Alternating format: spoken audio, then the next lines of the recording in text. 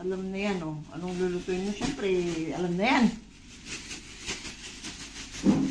Anong lulutuin ka? Ayan, oh. Ganda ng ano. Okray. Nagawang bagoong.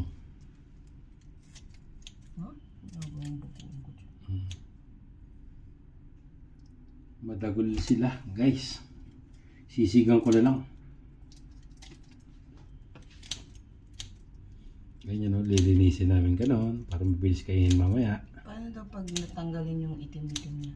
Alin? Pagtanggal ng itim. Dito yan. Ihiway mo ganon. Okay. Ayan, no? Para mabilis Kaya balatan. tinatanong ni Annabelle nung ano. Mabilis balatan mamaya. Ayan, no? Yun na yung itim, mo. Okay. Ayan, no? Yung kanyang bituka. Oh, di ba? Pero kakamayin mo yan para mas mabilis. Ganyan. Isisigang natin. Okay. Kaya ko lang ganyan.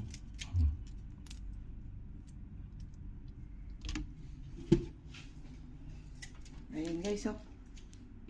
Talaga. Siyempre siyang nakatoka dyan. Sa pagdating niya yan, Di pa ako, magluluto na yan. di pa ako nagbibihis. Diretso luto na. Hindi magbibihis. Ako maglalaba.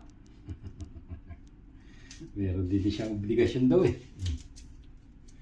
Siya daw eh talaga tagalaba lang. Ayun. Oh. Ay! Hindi pala nakapos.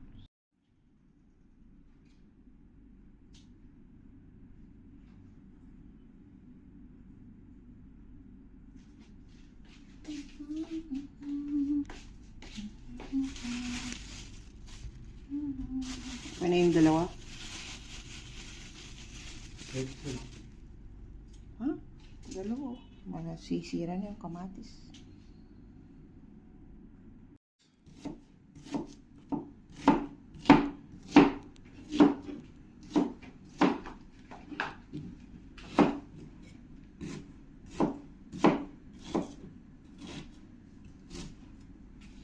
Ang sigang sa hipon. Tapos ilalagay na natin yan dito sa umukulong Siyempre, water. para sa rabbit.